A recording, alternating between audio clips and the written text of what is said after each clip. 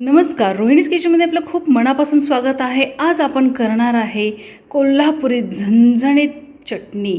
तर आता कोल्हापुरी झणझणीत चटणी म्हटलं तर त्याला मसाले हे आलेच. तर मी इथे ओले मसाले घेतलेले आहेत. 1 किलो लसूण आहे, तो सोलून घेतलेला आहे. कोथिंबीर जी आहे ती धुवून घेतलेली आहे. धुवून तिला एका वाळल्या कोरड्या कपड्यामध्ये म्हणजे कॉटनच्या कपड्यामध्ये थोडीशी गुंडाळून ठेवली, म्हणजे जेणेकरून त्याचं जे पाणी आहे ते सुकले जाईल. आणि आपण पाहू शकता की इथे जी कोथिंबीर आहे ती आपण घेतलेली आहे. कढीपत्ता देखील घेतलेला आहे. 5 ते 6 जे काड्या असतात कढीपत्त्याच्या, त्यातली अशी पानं आपण काढून घेतलेली आहेत कढीपत्त्याची. इथे आलं घेतलेलं आहे. एक अर्धा किलो असे आलं जे आहे ते आपण त्याच्यावरचे साल काढून बारीक चिरून घेतलेलं आहे. इथे मी पांढरा कांदा घेतलेला आहे. 3 किलो पांढरा कांदा घ्यायचा आहे. तुम्ही रेड कलरचा जो लाल कांदा असतो रेग्युलर यूजचा घरात तो देखील वापरू शकता. पण आमच्याकडे कोल्हापूरला कांदा लसूण चटणी म्हटलं तर त्याला पांढरा कांदा हा आलाच. सो पांढरा कांदा अगदी 3 किलो मिरच्यांसाठी मी 3 किलो कांदा घेतलेला आहे, कारण की तो शिजून अगदी थोडा होता. आता आपण पाहू शकता की मी इथे अगदी कढई भरलेली आहे आणि त्या कढई भरून हा कांदा आहे. पण तो जेव्हा आपण तळला जातो तेलामध्ये तो खूप छोटासा म्हणजे अगदी पाव किलोसारखा तो होतो. तो छोटासा गोळा तयार होतो. सो म्हणून मी इथे 3 किलो कांदे घेतलेले आहेत.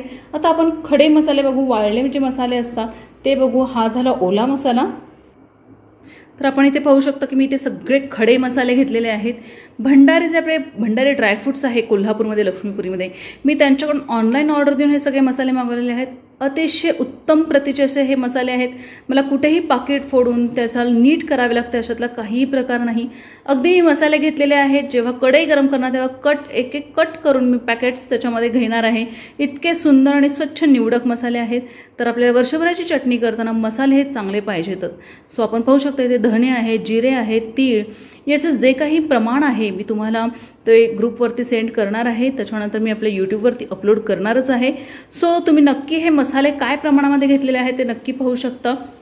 अतिशय सुंदर अशा पद्धतीचे पॅकिंग आहे. त्याच्यावरती त्यांनी अगदी त्याचे किती ग्रॅम घेतलेले आहेत, त्याची MRP जी काही आहे तीसुद्धा आहे. त्याच्यानंतर आपल्याला डिस्काउंट मिळालेला आहे. ही जी हळकुंड आहे ती आणि जायफळ जे आहे ते आपण थोडंसं असं बारीक करून घेणार आहे. थोडंसं ठेचून घ्यायचं आहे. ते छोटासा खलबत्ता आहे. फरशीला काही इजा होऊ नये म्हणून आपण एक कापड घेतलेलं आहे, अंतरायचं आहे खाली. आणि आपण आता ते थोडेसे फोडून घेणार आहोत, म्हणजे भाजताना आपल्याला ते इझी जाईल. तो जायफळ फुटलेला आहे, तो आता आपण जायफळ बाजूला काढून घेऊ. त्याचबरोबर आता मी इथे हिंग खडे जे आहे ते खडे घेते आहे. मी आता पाहू शकता आपण इथे हिंग देखील थोडासा फोडून घेतलेला आहे. तो देखील एका प्लेटमध्ये काढून घेते. थोडेसे तुकडे करायचे आहेत.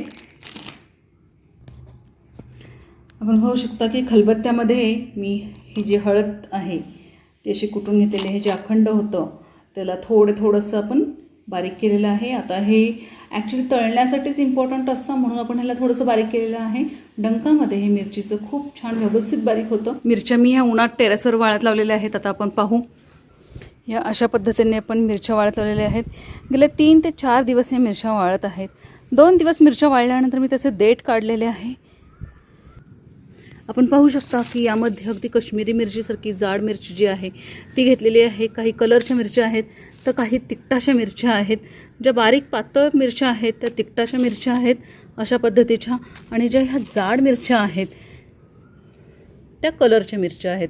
सो याने रंगही येतो आणि तिखटामुळे चवही येते. तर अशा पद्धतीने लालच मिरच्या आपण ह्या सगळ्या घेतलेल्या आहेत. लाल लाल अगदी असे पांढऱ्या जर का मिरच्या असतील तर आपण नीट करताना त्या काढून घेतलेल्या आहेत. त्याचबरोबर जर का आतमध्ये बुरशी वगैरे आलेली असते मिरच्यांना, ओल्या असतात तर त्या देखील आपण बाजूला काढून घेतलेल्या आहेत. तर अशा पद्धतीने आपण 4 दिवस मस्त ह्या मिरच्या वाळत लावलेल्या आहेत. आपला मसाला भाजेपर्यंत या मिरच्या वाळवायच्याच आहेत. तर आपला मसाला प्रथम आपण भाजून घेऊ. आता हा जो सुका मसाला आहे तो एका कढईमध्ये आपण भाजून घेणार आहे आणि जो ओला मसाला आहे तो एका कढईमध्ये आपण तळून घेणार आहोत. प्रथम मी गॅस सुरू करून घेणार आहे. गॅस सुरू झाल्यानंतर आपण त्यावर एक कढई ठेवलेली आहे. आता आपल्याला जे तेल न्यायचं असते, आता डंकामध्ये जेव्हा आपण बारीक करणार असतो मिरची तेव्हा आपल्याला एक डब्बी भरून तेल मागवलं जातं. सो आपण थोडंसं एक्स्ट्रा तेल कडक गरम करून ते बाजूला करून घेणार आहोत. आता मी इथे जवळजवळ 1 लिटरची पिशवी फोडलेली आहे, पण मी इथे अगदी थोडं तेल वापरणार आहे. तुम्ही पाहू शकता की एका डब्बीतून आपल्याला तेल घेऊन जावं लागतं. त्यासाठी मी एक अंदाजेच तेल घेतलेलं आहे. अंदाजे मी इथे 200 ग्रॅम तेल घेतलेलं आहे, गरम करून घेतलेलं आहे. आपल्याला जर काही यूज नाही झाला तर ती डब्बी आपण पुन्हा घरी आणू शकतो, पण डंकामध्ये घेऊन जाताना थोडंसं एक्स्ट्रा तेल घेऊन जावं, त्यामुळे ओलसर अशी छान चटणी होते. चटणीला कलर देखील छान येतो. तर हे जे तेल आहे ते पूर्ण गरम करायचं आहे आणि तेल गरम झाल्यानंतर आपण ते तेल बाजूला काढून घेणार आहोत. आता आपले तेल गरम झालेलं आहे, अगदी कडक गरम झालेलं आहे. आता हे जे तेल आहे ते मी एक डब्बी घेतलेली आहे, एक डब्बा घेतलेला आहे. त्या डब्यामध्ये मी हे तेल ओतणार आहे आणि बाजूला काढून घेणार आहे. आता हे तेल जे आहे ते मी डब्यामध्ये ओतते आहे. आता की मी इथे कढई जी तेल काढून घेतलेलं आहे पुन्हा एकदा त्याच्यामध्ये तेल घेते आहे. अंदाजे पुन्हा 200 ग्रॅम मी तेल घेतलेलं आहे.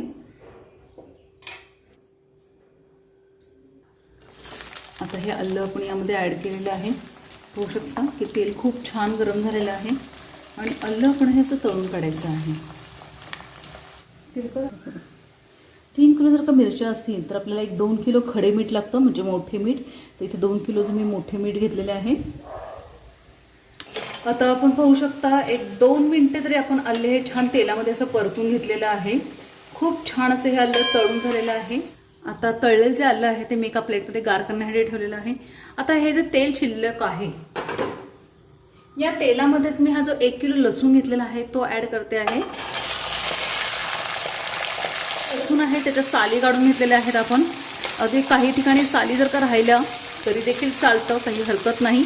तर हा जो लसूण आहे तो देखील आपण खूप छान असा भाजून घ्यायचा आहे. अगदी लालसर नाही करायचा, पण थोडासा तेलामध्ये तो छान परतून घ्यायचा आहे. हे आहे तर असा अगदी थोडासा खमंग मात्र वास आला पाहिजे, त्याला खूप छान असा सुगंध येतो आहे लसूण भाजलेला.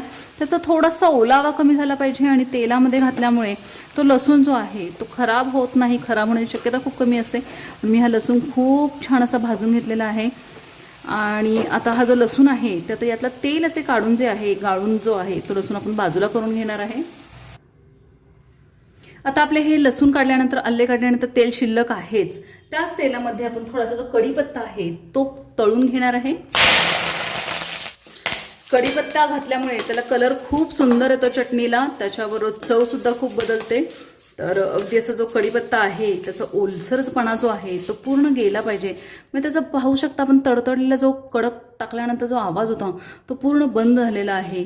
आपला गॅस सुरू आहे आणि तेलामध्ये हा कढीपत्ता आहे. तर अगदी कुरकुरीत होईपर्यंत आपण हा कढीपत्ता छान तळून घेतलेला आहे. आता हा कढीपत्ता देखील आपण बाजूला करून घेऊ. तर ही जी अशी धण्याची जी कोथिंबीर असते त्याला फुलं आलेली असतात, अशा पद्धतीची जी कोथिंबीर आहे ती आपल्याला यूज करायची आहे. सो ही जी कोथिंबीर आहे ती धुवून घेतलेली आहे आणि ती देखील आपण या तेलामध्ये छान परतून घ्यायची आहे. कोल्हापुरी कांदा लसूण चटणी म्हणजे यामध्ये थोडासा का असेना कोथिंबीरचा हा वापर केला जातोच. तर ही जी कोथिंबीर आहे ती धुवून घेतल्यामुळे ओलसरपणा असतो तो हा तेलामध्ये तळून निघतो आणि त्याला कलर देखील खूप छान येतो. तो आता अशा पद्धतीने आपण ती कोथिंबीर छान भाजून घेतलेली आहे. अगदी तळल्यासारखी कोथिंबीर कुरकुरीत झालेली आहे. आणि पाहू शकता जी पानं आहेत ती खूप अशी कुरकुरीत झालेली आहे. थोडी देठं मात्र हिरवीगार राहिलेली आहे, पण ही जी तेलात छान भाजून घेतलेली कोथिंबीर आहे त्यामुळे कलर देखील खूप सुंदर येतो. सुद्धा ही कोथिंबीर आपण बाजूला करून घेऊ. साधारण अंदाजे पुन्हा मी 200 ग्रॅम तेल ॲड केलेला आहे. किलोचा जो हा कांदा पांढरा कांदा जो आहे तो चिरून घेतलेला आहे तो तेलामध्ये ॲड करणार आहे. आणि हे असे लाल कांदे असतात, आपण हे जे पांढरे कांदे आहेत ते यूज केलेले आहेत. तुम्ही लाल कांदा देखील यूज करू शकता, पण पांढऱ्या कांद्याला चवच एक खूप सुंदर असते. सो आपण हा 3 किलो सगळा जो कांदा आहे तो संपूर्ण कांदा आपण यामध्ये ॲड करणार आहे.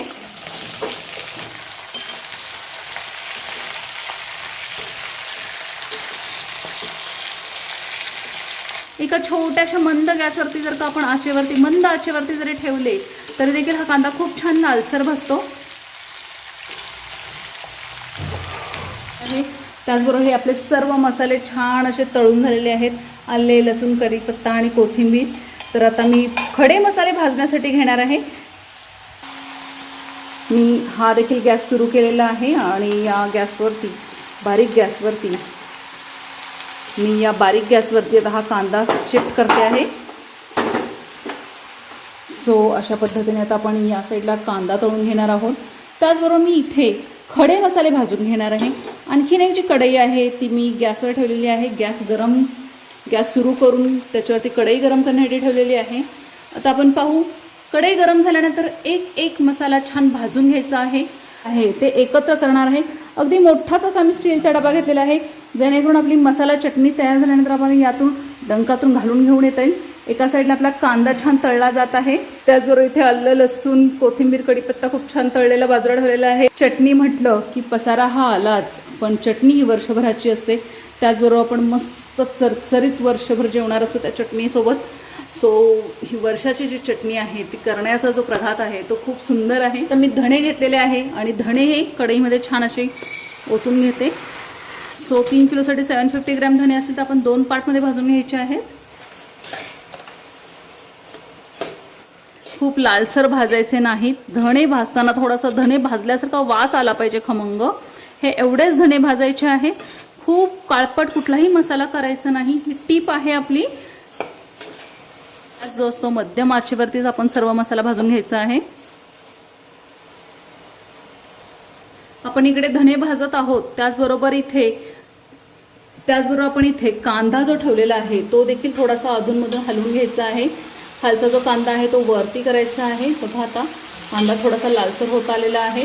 अशा पद्धतीने आपण हा खालचं वरती आणि वरचं खाली असं थोडासा कांदा घेऊन थोडंसं हलवून घ्यायचं आहे. त्याचबरोबर या पद्धतीने इकडे हा मसाला इकडे कांदा तळत असताना इथे आपण मसाला छान भाजून घ्यायचा आहे. हे जे धणे आहेत ते छान असे भाजलेले आहेत, हाताला चटका बसेपर्यंत किंवा एक छान स्मेल येतो आहे धणे भाजलेला. आता हे जे धणे आहेत ते आपण एका डब्यामध्ये, जो डब्बा आपण मोठा घेतलेला आहे त्यामध्ये आपण हे ओतून घेणार आहे, गार करणार आहे. धणे भाजून घेतलेले आहेत. धणे भाजून झाल्यानंतर आपण लगेच जिरे भाजून घेणार आहे. सो इथे जिरे जे आहे ते 250 ग्रॅम आहे.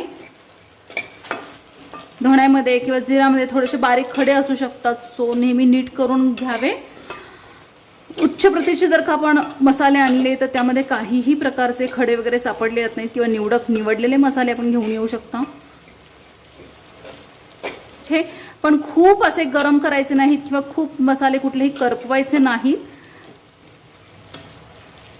जिरे देखील अगदी 1 मिनिटामध्ये ते खूप छान असे भाजून झालेले आहेत. ते देखील आता आपण जिरे बाजूला करून घेऊ, तर सेपरेट भाजून सेपरेट ठेवणार आहोत. तर आता आपण पाहू शकता जे जे खडे मसाले आहेत, मोठे मसाले आहेत ते मी एका डब्यामध्ये करते आहे. फक्त तीळ आणि खोबरं जे आहे ते आपण भाजून बाजूला ठेवणार आहे. ही खूप मोठी एक टीप आहे. तर आपण हे नेहमी लक्षात ठेवा की ओला मसाला, खोबरं आणि तीळ, खसखस हा पदार्थ जो आहे तो भाजून सेपरेट बाजूला ठेवायचा आहे. जिरे भाजून झाल्यानंतर आपण इथे बडीशेप घेतलेली आहे. तर ही बडीशेप 50 ग्रॅम आहे. ही बडीशेप देखील छान अशी भाजून घ्यायची आहे. बडीशेप छान भाजून झालेली आहे. तर बडीशेप देखील आपण धणे जिरे काढलेले आहेत त्याच डब्यामध्ये एकत्र करणार आहे. नाकेश्वरी आहे 30 ग्रॅम नाकेश्वरी. तर ही जी नाकेश्वरी आहे ती देखील अशी छान गरम करून घ्यायची आहे. जसे आपण शेंगदाणे भाजताना कंटिन्युअस आपण हलवत असतो तर त्याच पद्धतीने हा कोरडा मसाला देखील छान हलवून घ्यायचा आहे. खूप करपवायचा नाही. हे प्रत्येक वेळेला सांगते आहे कारण हे खूप महत्त्वाचे आहे, खूप महत्त्वाची टीप आहे की कुठलाही मसाला खूप करपवायचा नाही आणि कंटिन्युअस असा हलवून एकसारखा भाजायचा आहे. तो हा मसाला जो भाजलेला आहे तो लगेच बाजूला करून घेणार आहे आपण. त्याचबरोबर इथे त्रिफळ आहे 20 ग्रॅम. तो त्रिफळा आपण यामध्ये ॲड करायचा आहे. कोकणी मसाल्यामध्ये त्रिफळा हा येतोच. त्रिफळा घातल्यानंतरच त्याचा खूप सुंदर असा सुगंध येतो आहे. त्रिफळा देखील भाजून झालेला आहे, तो लगेच बाजूला करून घेऊ आपण. आपली कढई गरम असल्यामुळे आपले सगळे मसाले फार फास्टमध्ये भाजले जात आहेत. आता त्याचबरोबर इथे आपल्याला आहे बदाम फूल. सो बदाम फूल मी भाजून घेते आहे. आपले बदाम फूल भाजत आहेत. त्याचबरोबर आपण पाहू शकता की इथे जो कांदा आहे तो असा छान असा लालसर होत आलेला आहे.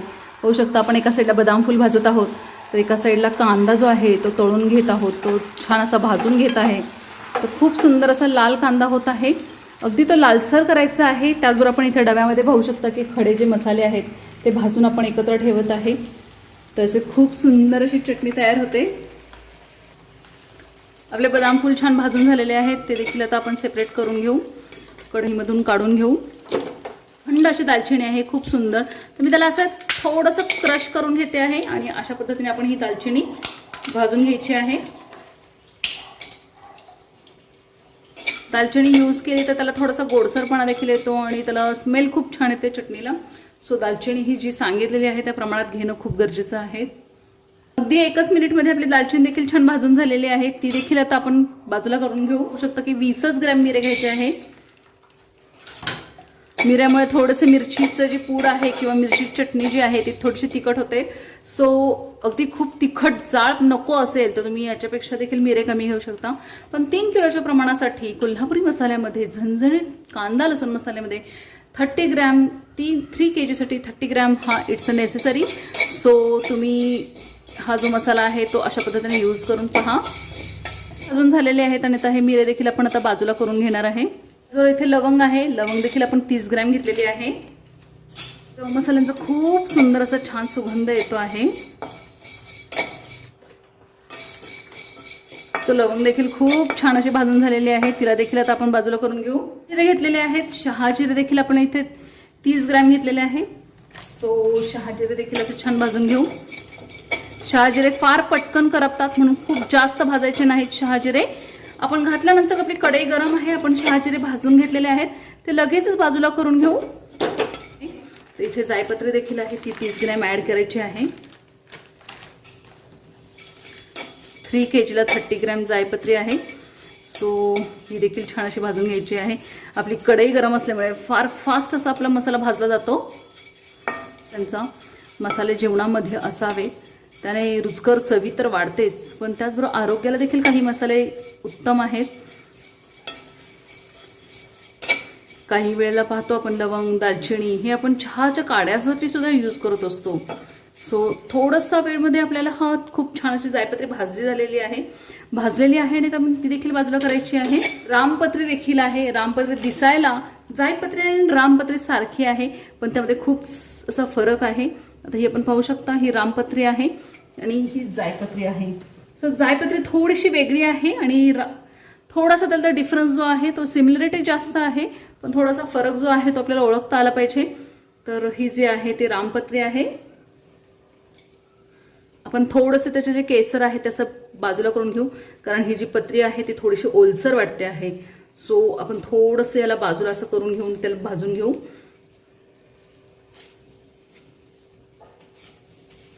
रामपत्री देखील खूप छान आहे. थोडीशी आपण व्यवस्थित भाजून घ्यायची आहे.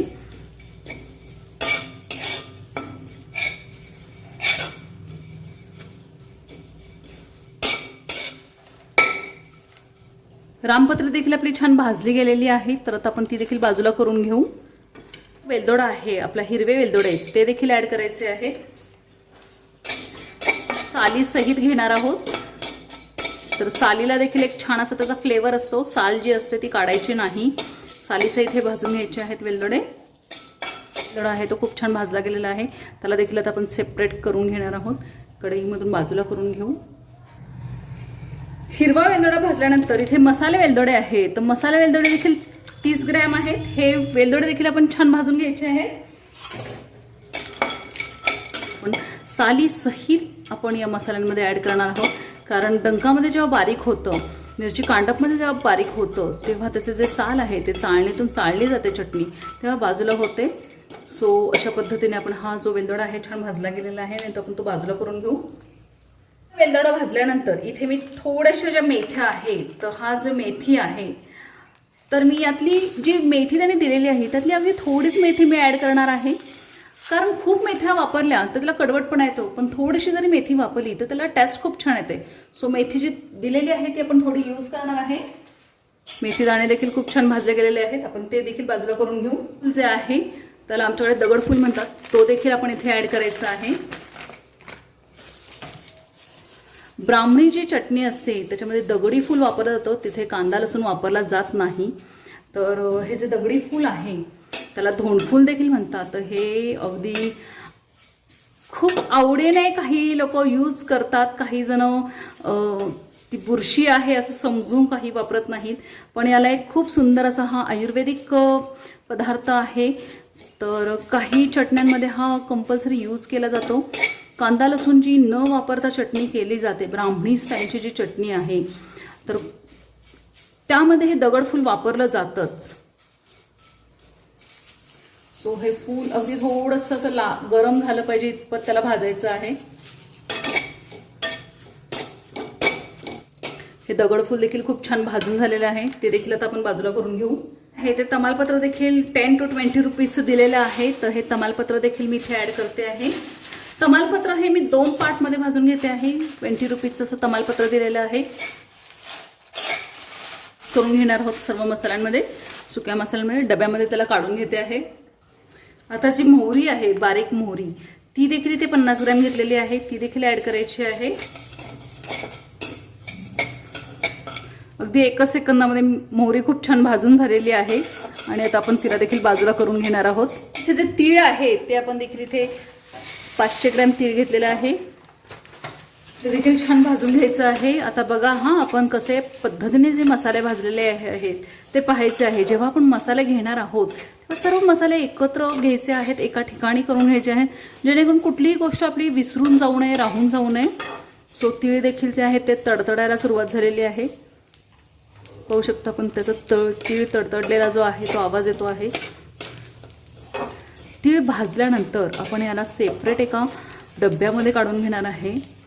आपल्याला हे सेपरेट तीळ घेऊन जायचे आहेत, कारण तीळ जेव्हा आपण बारीक करत असतो तेव्हा ते थोडंसं तेल निघत असतं तिळामधून. सो आपण जे तीळ आहे ते सेपरेट असे भाजून घ्यायचे आहेत.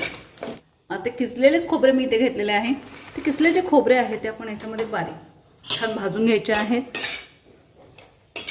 असं भाजून झालेलं आहे. आता या खोबऱ्याला देखील आपण बाजूला करून घेऊ. आता जी खसखस आहे ती देखील 30 ग्रॅम आहे. ती देखील आपण ॲड केलेली आहे. पण त्याची प्राईस थोडीशी हाय आहे. सो काही लोक 90 रुपीजला 30 ग्रॅम म्हणून स्किप करतात. पण यूज केलं तर खूप छान आहे. खसखस देखील खूप छान अशी भाजून झालेली आहे. पाहू शकता ती लालसर झालेली आहे. आता आपण ती देखील बाजूला करून घेऊ. की मी या डब्यामध्ये जे तमालपत्र आपल्याला वरती दिसत आहे, पण आतमध्ये खाली जे आहे ते सर्व मसाले आहेत. त्याला जर आपण मिक्स केलं तर सर्व खडे मसाले देखील यामध्ये आहेत. तर हे जे मसाले आहेत ते आपण एकत्र करायचे आहेत. हाताने मी असं सर्व मसाले असे एकत्र झालेले आहेत. सर्व सुके जे मसाले आहेत ते आता एकत्र आहेत. त्याचबरोबर आता कढईमध्ये सगळ्यात महत्त्वाचे 2-3 पदार्थ राहिलेले आहेत. ते म्हणजे हिंग, हळकुंड आणि जायफळ. सो आता आपण याच कढईमध्ये थोडंसं तेल घेणार आहे आणि मग आपण हे सर्व पदार्थ तळून घेणार आहे. अगदी एकच पळी तेल घेणार आहे. ते छोटीशी जी पळी आहे त्या पळीने मी एकच पळी तेल घेतलेलं आहे. जायफळ आहे ते मी यामध्ये ॲड करते आहे. जे तुकडे आहेत, जो चुरा झालेला आहे तो मी ॲड करत नाही. तो आपण सर्वात लास्टला ॲड करू. तळून घेतलेलं आहे आणि ते आता मी या कोरडे जे मसाले आहेत त्यामध्येच ॲड करते आहे. याच तेलामध्ये आपण जे हिंग आहे थोडंसं जे आपण बारीक करून घेतलेले आहे, जे मोठे कडे होते ते आपण ॲड करणार आहे. हा जो चुरा आहे किंवा जो खूप क्रश झालेला पदार्थ आहे तो आपण लास्टला ॲड करणार आहे. हिंग देखील आपलं बघा खूप छान असं तळून झालेलं आहे. त्याला जो सुगंध आहे तो खूप छान असं येतो आहे हिंगाला. हे हिंग देखील आपण जो सुका मसाला आहे आता आपण जो डब्यामध्ये हलवून पाहिलेला आहे त्यामध्येच आपल्याला हे ॲड करायचं आहे. त्यामध्येच आपण जे हळकुंड घेतलेली आहे ती ॲड करणार आहोत. याला मग पुन्हा जे कढई पिवळी होते, त्यामुळे सर्वच पदार्थ मसाल्याचे तेलकट आणि कढईले होतात. सुके जे मसाले आहेत त्याच्यामध्ये तेल वापरायचे नाही, म्हणून आपण सर्वात लास्टला हे थोडेसे पदार्थ आहे 2-3 ते छान भाजून घेत आहे. तर या सिक्वेन्सने तुम्ही जर का मसाला भाजलात तर तुम्हाला कुठेही अडचण येणार नाही. डंकामध्येच देखील आपण अशा पद्धतीने जर का मसाले सेपरेट नेले तर डंकवाले देखील आपल्याला कुठलीही अडचण करत नाहीत. ते देखील आपल्याला खूप छान पद्धतीने कोऑपरेट करतात. तर अशा पद्धतीने आपले हे सर्व मसाले भाजून झालेले आहेत. थोडीशी जेव्हा हळकुंड आपली छान भाजत येते तेव्हा जो आपला हा चुरा राहिलेला आहे जायफळ आणि हिंगचा तो देखील ॲड करायचा आहे. बघू शकता आपण हिंग आणि जायफळचा जो चुरा आहे तो आपण ॲड केलेला आहे आणि आता तो देखील यामध्ये भाजून होतो. आणि आता आपण लास्टला हा गॅस बंद करणार आहे. पुन्हा एकदा पाहून घ्यायचं आहे की आपला कुठलाही पदार्थ बाजूला राहिला नाही ना याची थोडीशी खात्री करून घ्यायची आहे. आणि मग आपण गॅस बंद केलेला आहे. आता यामध्येच हे थोडंसं 1 मिनिटासाठी मी ठेवत आहे. त्याचबरोबर आपण पाहू शकता की इथे जो कांदा आहे तो खूप छान भाजला गेला आहे. आता आपण इथे जो पाहू शकता की कांदा जो आहे तो आपला खूप छान असा लालसर रंग आलेला आहे कांद्याला. आणि अगदी जो कढई भरून कांदा होता तो अर्धीच कढई झालेला आहे. खूप छान असा कांदा आपला भाजला गेलेला आहे. तर आता आपण ह्याचा देखील गॅस बंद करून घेऊ. कांदा देखील असा गार करून घ्यायचा आहे आपल्याला डंकात नेण्यापूर्वी. तर गॅस दोन्ही बंद केलेले आहेत. तर दोन्ही गॅस मी आता बंद केलेले आहेत. प्रोसेस आहे ती पाहू. जो मीठ आहे, मी इथे जे मीठ घेतलेले आहे ते देखील उन्हाला ठेवलेले होते. 1 तास उन्हामध्ये राहिल्यामुळे मीठ सुद्धा खूप छान असे सुके झालेले आहे. आपण हे खोबरं जे आहे भाजलेलं ते सेपरेट ठेवलेलं आहे. त्याचबरोबर तीळ जे आहे ते आपण सेपरेट ठेवलेलं आहे आणि खसखस देखील इथे भाजलेली ठेवलेली आहे. तीळ आणि खसखस एकत्र केलेले आहे. पण हे सर्व मिश्रण आपण खोबरे आणि तीळ एकत्र करायचे नाही. तीळ एका सेपरेट पिशवीतून घेऊन जायचे, खोबरे एका सेपरेट पिशवीतून घेऊन जायचे, जेणेकरून त्यांच्याकडे डंका जी सिस्टीम असेल त्या पद्धतीने ते आपल्याला मिक्सरला किंवा त्यांच्या ग्राइंडरला बारीक करून देतात. आणि हे जे कोरडे मसाले आहेत आपण पाहू शकता की ते देखील आपण सेपरेट ठेवलेले आहेत. याच्यामध्ये आपण हिंग ॲड केलेला आहे. त्याचबरोबर आपण जी हळकुंड आहे ती देखील यामध्ये ॲड करायची आहे.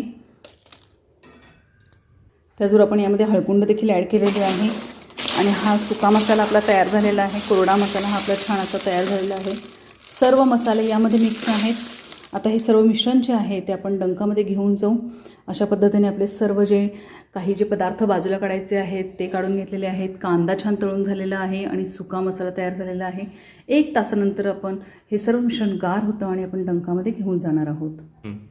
आता हा जो कांदा आहे ते गार झालेला आहे आणि आता आपण या एका भांड्यामध्ये काढून घेणार आहोत, जेणेकरून आपण जेव्हा डंकामध्ये किंवा मिरची कांडपच्या मशीनमध्ये जाणार आहोत घेऊन, तेव्हा हे आपल्याला इझी होईल. आता कांदा आपण यामध्ये घेतलेला आहे. त्याचबरोबर आपण इथे जे ओला मसाला आहे तो देखील यामध्ये ॲड करणार आहोत. वरती तसंच ठेवणार आहे. आपण कुठेही मीठ घालून भाजलेला नाही कांदा वगैरे. सो आता हे देखील आपण ॲड करणार आहोत. जेव्हा आपण डंकामध्ये जाणार आहोत तेव्हा हे सर्व जे साहित्य आहे ते एका जागी करायचं आहे. कांदा, आलं, लसूण, जो ओला मसाला आहे तो आपण एका जागी केलेला आहे. त्याचबरोबर आपण इथे बघू शकता की हा जो सुका मसाला आहे तो देखील आपण एकत्र करून डब्यामध्ये ठेवलेला आहे. त्याचबरोबर आपण इथे पाहू शकता की मी मीठ घेतलेलं आहे 2 kg, ते देखील आपण एकत्र करायचं आहे. तीळ जे आहे ते घेतलेलं आहे आपण एका पिशवीमध्ये घालून. त्याच्यानंतर इथे खोबरं जे आहे ते देखील आपण एका पिशवीमध्ये घेतलेलं आहे. त्याचबरोबर सगळ्यात महत्त्वाचं म्हणजे तेल जे आहे आपण जे की पूर्वी गरम केलेलं होतं जे तेल आहे ते डब्यामध्ये आपण घेतलेलं आहे. डंकामध्ये जाताना आपल्याला हे तेलाची गरज असते. सो गरम करून आपण हे तेल घेतलेलं आहे. जवळजवळ 200 to 250 ग्राम तेल हे कंपल्सरी घेऊन जायचं आहे.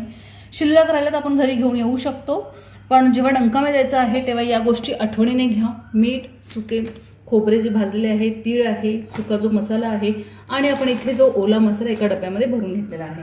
या डब्यामध्ये आपली जर तयार झालेली चटणी आपण तयार करून घेऊन येऊ शकतो. सो हे साहित्य आपण एका ठिकाणी ठेवलेलं आहे एकत्र. हे सर्व गार झालेलं आहे आणि आता मी इथून पुढे डंकामध्ये जाऊन कशी मिरची कांडप केली जाते ते पाहते आहे. त्याचबरोबर आपण मिरची देखील एकत्र केलेली आहे. आता आपण मिरची देखील पिशवीमध्ये जी उन्हामध्ये वाळत लावलेली होती ती मिरची देखील आपण आता एका पिशवीमध्ये एकत्र केलेली आहे. जेव्हा आपण उन्हामधून वाळत घेतल्यानंतर मिरची एका पिशवीमध्ये केली तेव्हा खाली गाळ जो आहे तो मिरचींच्या बियांचा तो आपण एका सेपरेट पिशवीमध्ये केलेला आहे. त्याचबरोबर ह्या मिरच्या आहेत. आता आपण हे सर्व जे आहे साहित्य एका ठिकाणी ठेवलेलं आहे वगैरे आहे. त्याचबरोबर आपण हे जे सगळे साहित्य आहे जे तीळ खोबरं पिशव्यांमध्ये घातलेलं आहे ते एका डब्यामध्ये बसलेलं आहे. त्याचबरोबर मिरच्या आहेत. 2च पिशव्या आपण कॅरी करणार आहोत. आता आपण निघूयात डंकामध्ये जाऊयात. चालू तडतो व्हिडिओ. तर आता हे आपलं डब्यासहित वजन जे आहे ते 6 किलो 231 ग्रॅम झालेलं आहे. तर आपण यातून नंतर डब्याचं जे वजन आहे ते लेस करणार आहे. तर आता हा जवळजवळ आपलं 5 किलोचा तरी मसाला झालेला आहे. तेल हे जे आहे ते सेपरेट आहे. आता आपण जे हे सर्व आहे ते मिश्रण डंकामध्ये मिक्स करणार आहोत. प्रथम आपल्या ज्या ह्या मिरच्या आहेत त्या डंकामध्ये घातल्या जात आहेत. मिरच्या वाळलेल्या आहेत, संपूर्ण अगदी खुसखुशीत वाळलेल्या आहेत. कुरकुरीत असा आवाज येतो आहे मिरच्यांचा. तर या मिरच्या आपण घातलेल्या आहेत. आता हे जी मिरची आहे ती त्याच्यामध्ये घातलेली आहे. मशीन चालू केलेलं आहे.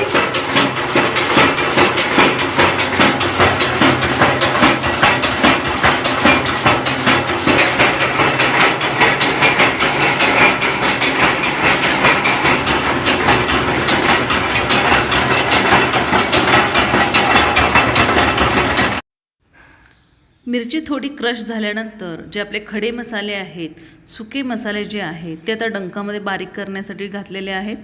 मिरचीबरोबरच हे मसाले देखील बारीक करून घ्यायचे आहेत. थोडे मसाले बारीक झाल्यानंतर यामध्ये तेल घातलेलं आहे.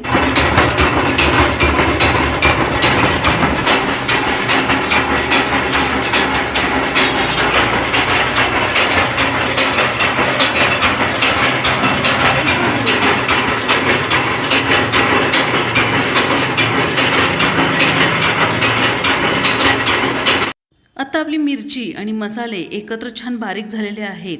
आता हे जे मसाले आणि मिरची आहे ते एका चाळणीमध्ये घालून चाळली जात आहे. म्हणजे जे काही गणे आहेत किंवा जे काही मोठा मसाला राहिलेला आहे तो चाळणीमध्ये राहील आणि बारीक जी पूड आहे आणि मसाले जे बारीक झालेले आहेत ते खाली पडतील. बारीकची पावडर आहे ती खाली राहिलेली आहे. आता आपण जे मीठ आणलेलं आहे ते ॲड केलेलं आहे.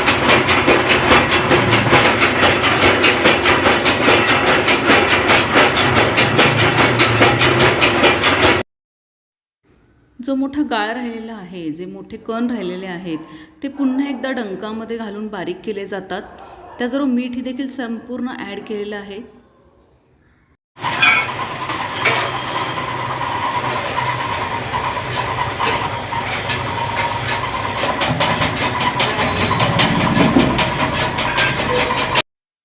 आता इथे तीळ आणि जे खसखस आहे ते ॲड केलेलं आहे, ते बारीक होत आहे.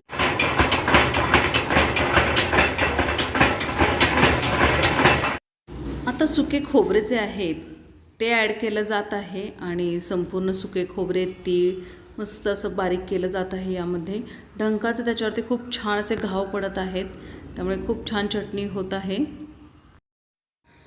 बुक्क्यासोबतच तीळ आणि खोबरं छान बारीक झालेलं आहे, त्याचबरोबर बुक्कासुद्धा मिक्स केला जात आहे. आता त्याचबरोबर ओला जो मसाला आणलेला आहे आपण, आलं, लसूण, कांदा, तर तो देखील यामध्ये ॲड केला जात आहे आणि छान असा मसाला मिक्स होतो आहे.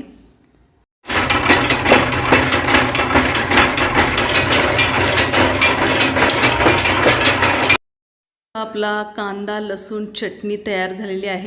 हो.